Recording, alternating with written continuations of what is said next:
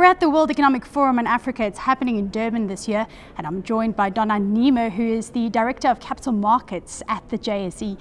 Now, Donna, there's been the overarching theme of this conference. It's all about inclusive growth.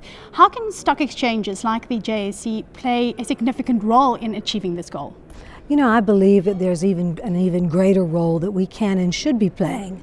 And I was very interested to see not just the theme about inclusive growth, but the other theme around things like the fourth industrial revolution. And I believe that the notion of inclusive growth, the notion of poverty reduction and the dealing with issues around inequality, together with the fourth industrial revolution and these rapid advances in technology, can converge and come together in the capital markets for us to make a real difference. And by that I mean, financial inclusion should not just be about bringing banking services to the unbanked. It should be about bringing the capital markets closer to the real economy and to the populations that they serve.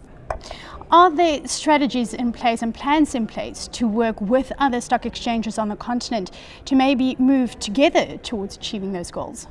There's a lot of work that we're being done in terms of tapping into each other's pools of liquidity, and that's really being addressed through an initiative that's underway through the Association of Stock Exchanges of Africa and the African Development Bank to have a project that would enable order routing. So if I'm a broker trading in South Africa, then I can route that order automatically to Nigeria or to Kenya.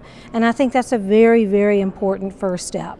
There's other things that I think we should be looking at around the cost of infrastructure. In other words, why should all of us as exchanges be paying hundreds of millions in local currency to buy state-of-the-art technology? Isn't there some way that we could have some sort of shared infrastructure that we all use that would lower the cost and make it much more affordable to bring capital markets opportunities into our local economies and into our populations?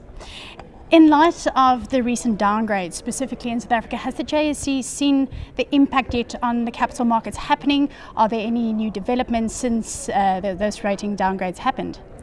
We saw a big jolt in our markets in December of 2015 when the then Finance Minister Nene was replaced. And starting at that point, there was an impact across all of our asset classes, the equities market, the bond market, and also the currency market. Since then, we have continued to see non-residents be sellers of equities, and we've continued to see non-residents be buyers of bonds. So we have seen a shift in the asset class away from cash equities into bonds. But notwithstanding that, since the early part of this year, because of the fact that the ratings downgrade has been somewhat anticipated by the market, and because there was some expectation that there might be a cabinet reshuffle, we've seen, in fact, a pickup in activity. Our index is up on a year-to-date basis. Now, if you decompose that, you'll see that financial stocks have had a rough time this year, and that resources and what we call Rand hedge stocks have done well. But the overall index is up for the year, and the activity on the market has increased significantly because volatility has come back to the market. Donna Nemo, thank you very much for joining us. I appreciate it. Thank you.